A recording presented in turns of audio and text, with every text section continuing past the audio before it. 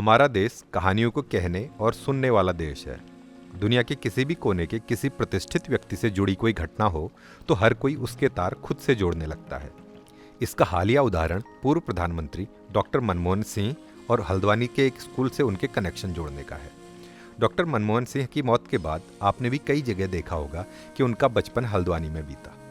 RSS के हिंदी मुखपत्र पांचजन्य में छपी रपट तो यहाँ तक कहती है कि डॉक्टर मनमोहन सिंह हल्द्वानी के एमबी इंटर कॉलेज में 3 साल पढ़े। क्या सच में डॉक्टर मनमोहन सिंह हल्द्वानी के स्कूल में पढ़े? क्या है डॉक्टर मनमोहन सिंह का हल्द्वानी से नाता? अगर आपने भी डॉक्टर मनमोहन सिंह के हल्द्वानी कनेक्शन की कहानी सुनी है तो खुद डॉक्टर मनमोहन सिंह के शब्दों में ये पूरी सच नहीं लगती। एक किताब है स्ट्रिक्टली पर्सनल, मनमोहन गुरचरण। ये किताब डॉक्टर मनमोहन सिंह की बेटी दमन सिंह ने लिखी है। किताब में डॉक्टर मनमोहन सिंह दमन सिंह के एक सवाल के जवाब में हल्द्वानी के बारे में बताते हुए कहते हैं, मैं हल्द्वानी में अखबार पढ़ा करता था। मैं भुना चना बेचने वाली दुकानों पर जाता और बैठता। वहाँ मैं दिल्ली से छपने वाला अखबार तेज पढ़ा करता था। उसके बाद मैं दोपहर के समय मुस्लिम मोहल्ले में मौजूद एक लाइब्रेरी में जाता था और सारे अखबार पढ़ता था। देश भर में चल रहे सांप्रदायिक दंगों के बीच डॉक्टर मनमोहन सिंह के इस तरह मुस्लिम मोहल्ले में जाने की बात पर उनकी बेटी ने पूछा, क्या उस समय मुस्लिम दुश्मन नहीं समझे जाते थे? इसके जवाब में डॉक्टर मनमोहन सिंह कहते हैं कि मुझे इस तरह कभी नहीं लगा। मैं उस समय यानी जब देश में विभाजन के दंगे चल रहे थे, मैं भी वहाँ जाता था। मैं हल्द्वानी में हर दिन दोपहर लाइब्रेरी जाया करता था। इस किताब में वो हर दिन एक और जगह जाने का जिक्र करते हैं। अगले 5 महीने वो हर दिन अपने पिता के इंतजार में रेलवे स्टेशन जाते थे। विभाजन से जुड़ी एक और किताब divided by partition, united by resilience है। मल्लिका आहलूवालिया की इस किताब में देश की नामचीन 21 शख्सियतों के विभाजन से जुड़े संस्मरण हैं।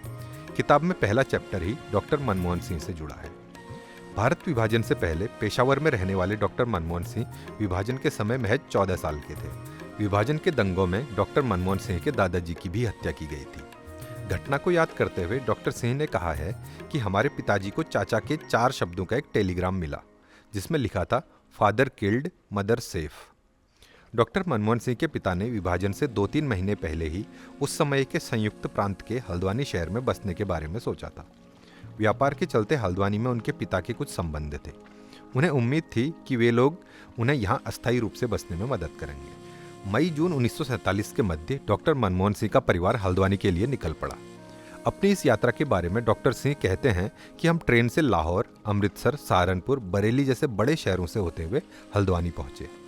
डॉक्टर सिंह की ये यात्रा विभाजन की तारीख से कुछ महीनों पहले की थी, इसलिए वो बिना किसी खासी परेशानी के हल्द्वानी पहुंच गए थे। उनके पिता ने अपने परिवार के लिए हल्द्वानी में रहने की अस्थायी व्यवस्था की और खुद फिर नौकरी के लिए पेशावर लौट गए। हल्द्वानी में दिसंबर 1947 तक का समय डॉक्टर सिंह के लिए काफ़ी कठिन रहा। वो कहते हैं कि उन्हें नहीं पता था कि उनके पिता कहाँ और कैसे हैं।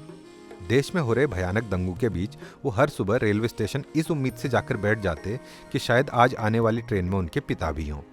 अंत में एक दिन डॉक्टर सिंह के पिता शरणार्थियों के एक काफिले के साथ किसी तरह भारत लौट आए।